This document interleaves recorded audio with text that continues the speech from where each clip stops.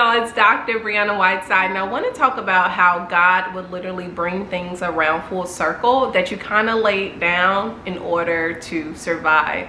If you don't know anything about my story, I need to tell it to you briefly to know what I'm talking about. Y'all, I was raised in the inner city of Chicago, and that's just a cute way of saying I was raised in the hood. Single parent home.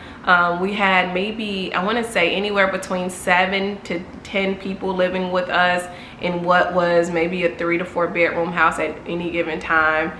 It was a family home, friend home, it was all the things. But one thing that I always knew growing up in the inner city was that I just didn't want to stay there. I just knew that it just didn't feel right for me to be there. And that is how I, got on out. And so when I was a kid, I used to stay on punishment. My mama was petty, and she would put me on punishment until she said I was off. That meant that I had no end date to this punishment. Sometimes I was on punishment for the whole summer. Don't even remember what I did, but she knew I was on punishment, right? Well, when I was on punishment, and this is before the YouTube days, this is actually in the days where you would put the blank tape in the stereo and record the songs that's on the radio to play a tape. Y'all know what I'm talking about, or a CD. That's what I used to do. But anyway, before the days of YouTube, I used to have these drawings of these girls that I would draw with their hair and their purses and things like that, and I would draw them with different hairstyles. I wasn't an artist at all, but I was always interested in fashion. I was always interested in aesthetic. I was always interested in girly, girly things, but I knew that I wanted to get out of the hood, and I knew that getting out of the hood, I could not go the route of being interested in fashion, being interested, in hair and things of that nature. And so what did I do? I went the road of least resistance, which was education.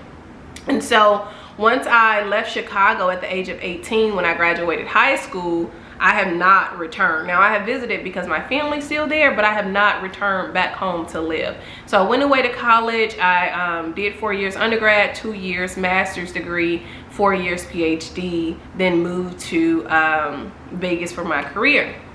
And so I have not lived back in the hood, but God has literally brought this idea or this interest of fashion and aesthetic back around. Because in the vein of transparency, yes, I wanted to be successful, but I was in survival mode. So I went all the way through school because I was trying to survive. I wasn't raised with a lot. I didn't grow up around people who had a lot. And so because I was in survival mode, I went all the way. 0 to 100. Not real quick, but 0 to 100 nevertheless. And when I finally got out of survival mode, and this was me going to therapy, this was me doing the internal work that was necessary to reprogram my brain, God started to allow me to have certain brand partnerships with certain companies, hair companies, clothing companies, things of that nature. And it was wild because I never thought I would return to it. Even though I was always still interested in it, I started to also think that there was no room for that in the kingdom of God. Because, when I was in grad school, I was Briana who cared about her appearance. Well, let me back up. When I was in my master's, I didn't. I had adopted some type of feminist ideologies and beliefs, and they were problematic, they were toxic, and I adopted these beliefs, and I stopped taking care of myself. So I stopped caring about what I looked like, I stopped showing up. I was just in a really transitional place in my identity. And then I had this black male professor have this real come to Jesus conversation with me about presentation and showing up and caring for yourself. And I was a little offended, but I heard him, and so I got back into caring about how I presented, what I looked like, things of that nature.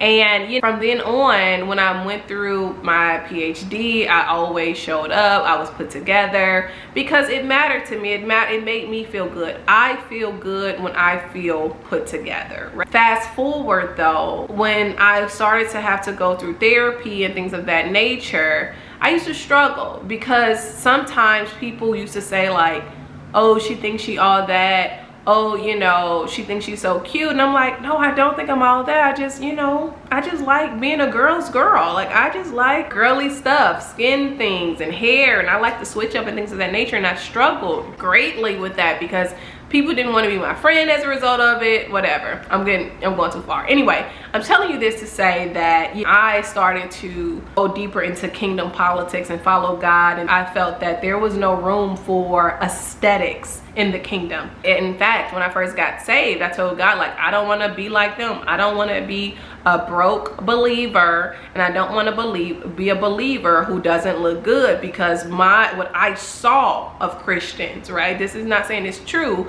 but what I saw was what I was exposed to was not appealing to me. And he promised me, you don't have to. You can be you, because I created you to like certain things and be you.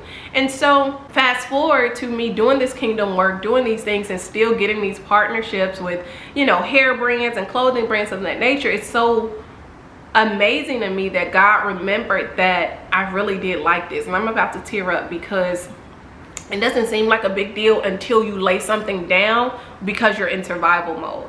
And once I started getting out of survival mode and slipping into thriving, God started to show me you never had to lay that down. You didn't have to choose. You could have still done both, but I thought I had to choose education over these natural interests of mine. And my mom used to always say, girl, you remember when you used to draw those little girls, and with their hair and stuff? And even as a kid, my mother would do my hair one way, and I would come home and have my hair a different way, and she'll say, keep your hands out your hair, Briana. And I'm like, nah. In my mind, no, you ain't do it right. You ain't do it to my liking. She ain't know how to do no hair to me. But I used to always be interested in those things, and God brought something as small as a natural inclination or a natural drawing back around for me, to show me that, yeah, Bri, you never had to drop it, but you also don't have to drop it when you're following me either. Because I wired you to like these things. I wired you to look a specific way. I wired you to do these things. And so I'm bringing it back around for you to let you know that even though I forgot, he never forgot. Even though I laid it down, he always held it for me until I was ready for it again. And that's what a father does. And it's just those small things like that that make me like, wow, God, like, you care about the smallest thing that I used to care about, and I used to like, and I used to love, and I laid it down because I was trying to survive. And I want to ask you, like, what is God bringing back around for you? What did you lay down that you were really, really interested in, and you love to do it, but because life lifed and you had to survive, that you dropped it? Could it be that God wants to reintroduce that thing to you? Are you open to the reintroduction of it? Because it may sound silly, but it's really not. These small little passions God cares about too. God cares about the unique things that make you you. And he will bring it back around to you if you're open to it. Because maybe you never had to really drop it. Maybe you just decided to drop it, and he held it for you. He picked it up and held it for you until you were ready for it again. What did you like to do when you were a kid? What was your dream? What did you love? What was natural? And what was taken from you? I want to encourage you to lean into it again. Even if it's just a hobby, even if it just seems so small, lean into it again, because that makes you too.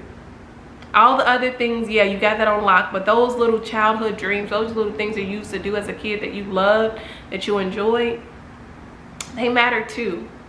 And God will bring back those things around, because they make you unique. And they make you happy. They made you happy back then. And I can't tell y'all how happy I am. Y'all know, if y'all follow me, y'all know I love reviewing wigs, wearing wigs, trying on new clothes, things like that. I loved it because I loved doing it as a child. My mother used to say, I remember I got my first pair of kitten heels. Y'all can tell me nothing. I got my first pair of kitten heels when I was, I don't know how old I was, but I know it was Easter Sunday. And there was this bone color block kitten heel. They were probably this thick. Y'all, I could not wait to wear those bone color kitten heels. And man, when I tell you, I used to have this walk. I still got the walk when I put on heels. Baby, you couldn't tell me nothing, because Briana Whiteside was gonna walk in them little block kitten heels.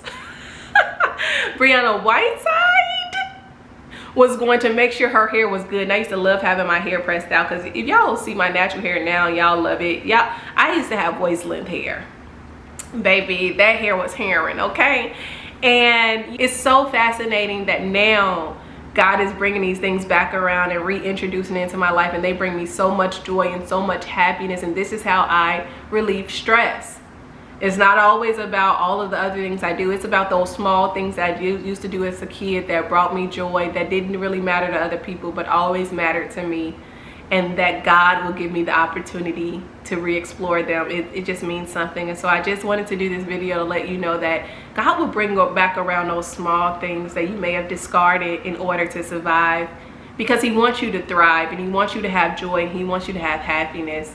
And you just have to be open to receiving them and also revisiting those things that you may have dropped. I hope this has encouraged you, my little story. I want you to go ahead and like the video if this has encouraged you, and if this is giving you the courage to just pick up those hobbies again. Pick them up again. You may be surprised at how much joy they will bring you. I'll see you soon.